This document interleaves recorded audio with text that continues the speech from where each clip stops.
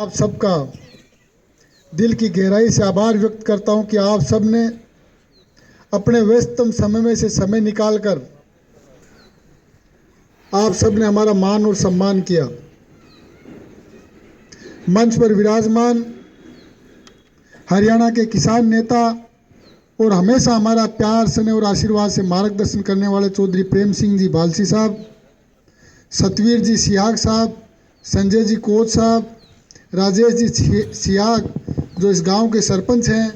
सुशील जी सियाग जो सिसाई विकास समिति के अध्यक्ष हैं, सुरेंद्र जी, सूरजमल जी, देवेंद्र जी, हरिपाल जी, नफे सिंह जी, हवा सिंह जी, कुलवीर जी,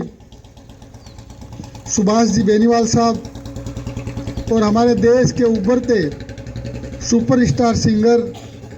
भाई बिंदर दनोदा जी और आप ही के गांव के लाल जिन्होंने व्यापार से लेके और जो मॉडर्न जो आधुनिक सिस्टम जो चल रहा है उसके अंदर सामाजिक रूप से और बिजनेस के रूप से जो अपना एक मुख्य मुकाम हासिल करने वाले भाई दीप सियाग जी, आप सबका मैं इंटरनेशनल जाट पार्लियामेंट की ओर से दिल की गहराई से स्वागत करता हूं, अभिनंदन करता हूं। इंटरनेशनल जाट पार्लियामेंट का उद्देश्य समाज की कला, शिक्षा, साहित्य, संस्कृति और जो अपना गौरवशाली जाट इतिहास है उसको जन जन तक पहुंचाना हमारा उद्देश्य है। जिस तरीके से पूर्व वक्ताओं ने बताया, पलसानिया जी ने बताया कि हमारा उद्देश्य समाज के गौरवशाली इतिहास को बताना है, तो मैं आप लोगों को बताना चाहूँगा, इसी कड़ी के अंदर हमने महाराजा सूरजमल जी की डॉक्यूमेंट्री का कार्यक्रम विज्ञान भवन में किया और उनकी डॉक्यूमेंट्री समाज को पहुंचाई। और क्योंकि बहुत से महापुरुषों ने, बहुत से महानुभावों ने उनके गौरवशाली इतिहास पर किताबें लिखी, लेकिन आज का समय बदल रहा है और समय के साथ अगर आप और हम सब कदम ताल नहीं करेंगे तो अपना समाज पीछे छूट जाएगा। मैं आपको उदाहरण के तौर पर बता सकता हूं कि एक ज़माने के अंदर जब ये मोबाइल फ़ोन शुरू हुए थे तो सबसे अच्छी कंपनी का फ़ोन आता था नोकिया का, लेकिन आज वो समय के साथ कंपनी नहीं बदली, कीपैड के ज़माने में रही तो आज वो मार्केट से आउट हो गई और ये एंड्रॉयड फ़ोन का ज़माना आ गया। इस तरीके से अपने समाज को भी समय के साथ में कदम ताल करते हुए इन बदलावों का साक्षी बनते हुए हमें आगे बढ़ना है। तो उन महापुरुषों ने जिन्होंने किताबें लिखी उनको एक व्यक्ति पढ़ सकता है, दो व्यक्ति पढ़ सकता है, एक बुक को आपस में देने में और उसमें समय लग सकता है। तो हमने ये विचार किया इस इतिहास को डिजिटल करते हुए हमें जितने भी अपनी कौम के महापुरुष हैं उनके इतिहास पर एक एक डॉक्यूमेंट्री फिल्म बनाने का काम हमें करना चाहिए। और मुझे खुशी है कि जो पंचकुला के अंदर जो राष्ट्रीय जाट अधिवेशन जो प्रस्तावित है 19 मार्च को, उसके अंदर दीन बंधु रहबर आजम सर छोटू राम जी के महानतम जीवन पर भी हमने एक डॉक्यूमेंट्री फिल्म बनाई है, उसे भी समाज के सामने रखने का एक हम प्रयास करेंगे। और उसके बाद चाहे वो महाराजा रणजीत सिंह जी का इतिहास हो, चाहे राजा नाहर सिंह जी का इतिहास हो, चाहे अनंतपाल तोमर जी का इतिहास हो, चाहे वो अपनी कौम के जितने भी महापुरुष रहे, मैं सबका नाम लेऊंगा तो काफ़ी समय लगेगा, लेकिन उन सब के महापुरुषों के इतिहास को युवा पीढ़ी तक पहुंचाना हम सबको ज़रूरी है। और इसका कारण भी है कि इतिहास हमें अच्छे कार्य करने के लिए भविष्य की ताकत पैदा करता है। किसी भी युवा व्यक्ति जो गलत काम कर रहा है, कोई भी मनुष्य हो, और उसको कोई व्यक्ति टोके और कहे कि आपके परिवार के पुरखों ने इतना महान काम किया और आप ये इतना हल्का और छोटा और ओछा काम कर रहे हैं, तो मैं समझ सकता हूँ कि अगर उसके खून के अंदर जाट समाज का खून होगा तो उस गंदे काम को छोड़ के वो सच्चाई और अच्छाई के रास्ते पर चल सकता है। तो हम सबको महाराजा सूरजमल, दीन बंधु चौधरी छोटू राम जी को, उनके गौरवशाली इतिहास को पढ़ते हुए हमें अच्छे कार्य करना है। और जो अपने महापुरुष रहे हैं उन्होंने इतिहास को बनाया है, तो हमारी ड्यूटी बनती है कि उनकी बराबरी तो नहीं कर सकते, लेकिन उनके दिखाए हुए रास्ते पे चलते हुए हमें अच्छे काम जरूर करने चाहिए। इसी उद्देश्य से जिस तरीके से पलसानिया जी ने बताया कि अपने समाज की एक टैगलाइन चल पड़ी कि हमारा समाज संगठित नहीं हो सकता, जाट तो एक दूसरे की टांग खींचते हैं, और ये सत्य भी है। आप लोग सोचिए, एक जमाना था जब देश के प्रधानमंत्री की कुर्सी के ऊपर अपने समाज के महापुरुष ने बैठ के लाल किले से पूरे देश को संबोधित किया था। और एक जमाना वो भी था जब सेंट्रल हॉल जहां पर प्रधानमंत्री बनाया जाता है,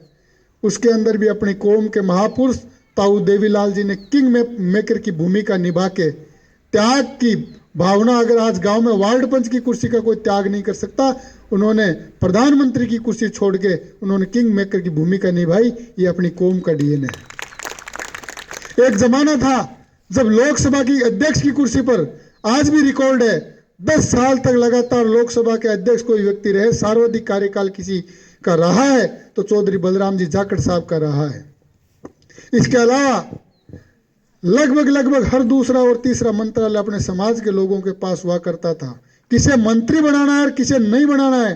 पोर्टफोलियो तय करने का काम भी अपने समाज के महापुरुषों के कलम से होता था। लेकिन आज अपना समाज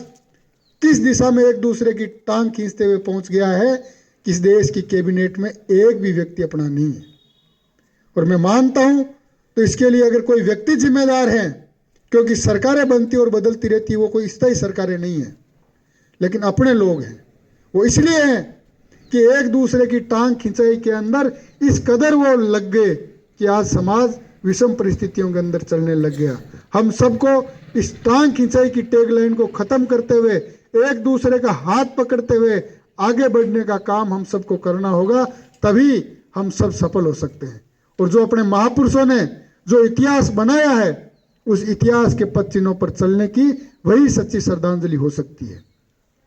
इसी उद्देश्य से हमने इंटरनेशनल जाट पार्लियामेंट का गठन किया और हमेशा एक सोच और एक विजन के साथ में कि बेशक विचारधारा कोई भी रखे, किसी भी राजनीतिक दल में काम करें, लेकिन जब जाट समाज पे संकट आए, अपनी कौम और अपनी बिरादरी के लिए संकट आए, तो आप उस पार्टी के दुपट्टे को छोड़ के समाज के नेतृत्व करते हुए समाज के झंडे की आवाज को बुलंद करें। इसलिए और इसके लिए सबसे अगर कोई चीज जरूरी है तो जरूरी है इस तरीके के गैर राजनीतिक और सामाजिक आयोजनों का होना। और उस प्रयास को शुरू करते करते, चाहे वो विज्ञान भवन का कार्यक्रम हो, चाहे जयपुर का कार्यक्रम हो, चाहे बेंगलुरु का कार्यक्रम हो, और चाहे आगे का कार्यक्रम हो, बहुत से लोग एक बात कहते हैं कि आपने उस नेता को इन्विटेशन नहीं दिया होगा या उसे बुलाया नहीं होगा। क्योंकि मेरे परिवार के लोग बैठे हैं, कलवाणिया और पलसानिया के किसी भी लीडर से कोई दुश्मनी नहीं है और हमारा सबसे अच्छा समय है, लेकिन वो नेताओं में आपस के अंदर कंट्रोवर्सी रहती है। इन्विटेशन जब हम अमेरिका, ऑस्ट्रेलिया में बैठे समाज के बंधु को देके बुला सकते हैं, तो यहाँ अपने चंडीगढ़, जयपुर, लखनऊ, दिल्ली के अंदर बैठे नेताओं को क्यों नहीं देंगे? सबको देते हैं, लेकिन वो आपस में टेलीफोन करके पता करते हैं कौन सा नेता आ रहा है, कौन सा नहीं आ रहा, कितने मंच में बैठेंगे, मेरा भाषण किस टाइम होगा। इस तरीके की शर्तों के आधार पर वो नेता नहीं आते और कहने वाले ये कहते हैं कि उन्होंने बुलाया नहीं होगा। इतना बड़ा समाज का कार्यक्रम था, वो तो आता। लेकिन मैं आज आपको इस ईसाई गांव की धरती पर कहना चाहता हूं कि बुलाने के लिए कभी कोई कलवाणी और पलसानिया ने कमी नहीं रखी। और हम तो हर प्रोग्राम में ये बात और कहते हैं कि इस जाट पार्लियामेंट के आयोजक और संयोजक केवल कलवाणिया पलसानिया नहीं है, अंतिम पंक्ति पे बैठा समाज का प्रत्येक व्यक्ति है। आप भी अगर किसी को बुलाएं, आपका भी कोई लीडर हो, उसको आप आमंत्रित करना चाहते हैं, आप कर सकते हैं, लेकिन 4 से 5 दिन पहले उसके आने की कंफर्मेशन की सूचना आप जरूर दें, ताकि उसके मान सम्मान की व्यवस्था उचित तरीके से हम सब कर सकें। समाज के व्यक्ति समाज की जाजम पर आने से इसलिए भी कैलकुलेशन करते हैं कि मैं जातिगत कार्यक्रम में जाऊंगा तो मेरे पे जातिगत टैग लग जाएगा, लेकिन वो नेता जब कुर्सी से उतर जाता है तो सबसे ज्यादा उसे ही समाज याद आता है। ये आप सब लोग भली भांति उस बात से भी परिचित है। जैसे पूर्व वक्ताओं ने कहा, मुझे बहुत अच्छी बात लगी कि हमेशा हमें समाज की बात करनी चाहिए, समाज के उत्थान की बात करनी चाहिए। हमें